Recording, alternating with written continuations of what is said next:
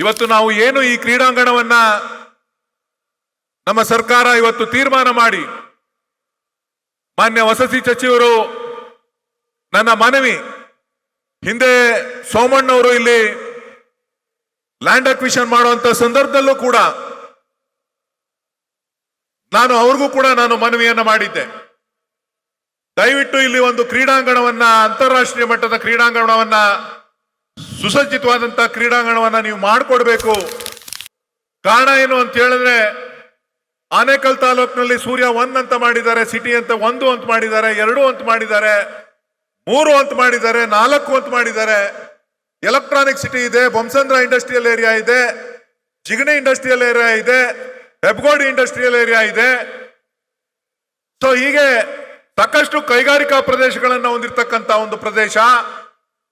Electronic city ಅಂತ ಹೇಳಿದ್ರೆ ವಿಶ್ವದ ಗಮನವನ್ನ ಸೆಳೆತಕ್ಕಂತ ಒಂದು ITBT ಸೆಕ್ಟರ್ ಇಲ್ಲಿರ್ತಕ್ಕಂಥದ್ದು ಫೇಸ್ 1 ಮತ್ತು ಫೇಸ್ 2. ಸೊ ಹಾಗಾಗಿ ಈ ಭಾಗದಲ್ಲಿ ನೀವು ಅಂತಾರಾಷ್ಟ್ರೀಯ ಮಟ್ಟದ ಕ್ರೀಡಾಂಗಣವನ್ನ ಮಾಡಿದ್ದೇ ಆಯ್ತು ಅಂದ್ರೆ ಈ ಭಾಗಕ್ಕೆ ಮತ್ತು ಇಡೀ ಬೆಂಗಳೂರಿಗೆ, ನಾನು ಇಲ್ಲೊಂದೇ ಕಡೆ ಮಾಡಬೇಕು ಅಂತಕ್ಕಂಥದ್ದಲ್ಲ, ಬೆಂಗಳೂರಿನ 4 ದಿಕ್ಕುಗಳಲ್ಲೂ ಕೂಡ ಒಂದೊಂದು ಕ್ರೀಡಾಂಗಣವನ್ನ ಮಾಡಬೇಕು ಅಂತ ಹೇಳಿ ನಾನು ಸರ್ಕಾರಕ್ಕೆ ಮನವಿಯನ್ನ ಮಾಡಿದ್ದೆ. ಈಗಲೂ ಕೂಡ ನಾನು ಮಾನ್ಯ ಮುಖ್ಯಮಂತ್ರಿಗಳಿಗೆ ಮತ್ತು ಉಪಮುಖ್ಯಮಂತ್ರಿಗಳಿಗೆ ಒತ್ತಾಯವನ್ನ ಮಾಡ್ತೇನೆ.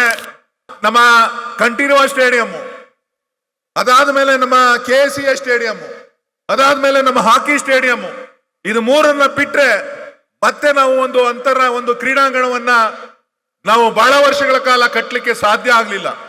ಹಾಗಾಗಿ ಇವತ್ತು ಈ ಭಾಗದಲ್ಲಿ ಮಾಡಿರ್ತಕ್ಕಂಥದ್ದಕ್ಕೆ ಅರ್ಥ ಬಂದಿದೆ, ಒಂದು ಶಕ್ತಿ ಬಂದಿದೆ.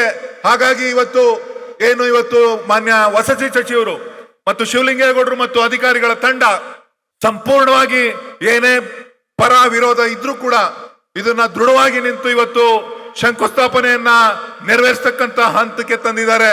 ಅವರಿಗೆ ವೈಯಕ್ತಿಕವಾಗಿ ತಾಲೂಕಿನ ಎಲ್ಲ ಜನರ ಪರವಾಗಿ ನನ್ನ ಸಾಷ್ಟಾಂಗ ನಮಸ್ಕಾರಗಳನ್ನ ಹೇಳಲಿಕ್ಕೆ ನಾನು ಬಯಸ್ತೇನೆ.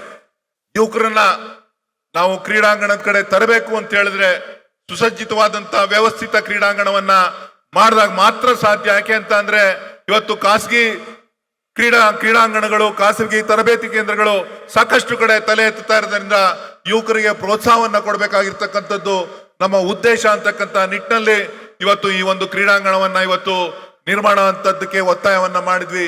ಆ ಒಂದು ನಿಟ್ಟಿನಲ್ಲಿ ಇವತ್ತು ಸರ್ಕಾರ ಮನ್ನಣೆಯನ್ನ ಕೊಟ್ಟು ಇಲ್ಲಿ ಶಂಕುಸ್ಥಾಪನೆಯನ್ನ ನೆರವೇರಿಸ್ತಾ ಇದ್ದಾರೆ. ಅವರಿಗೆ ಅಭಿನಂದನೆಗಳನ್ನ ಸಲ್ಲಿಸ್ತಾ ಇದಕ್ಕೆ ಬೇಕಾದಂತ ಸ್ವಲ್ಪ ಮೂಲಭೂತ ಸೌಕರ್ಯಗಳ ಕೊರತೆ ಇದೆ.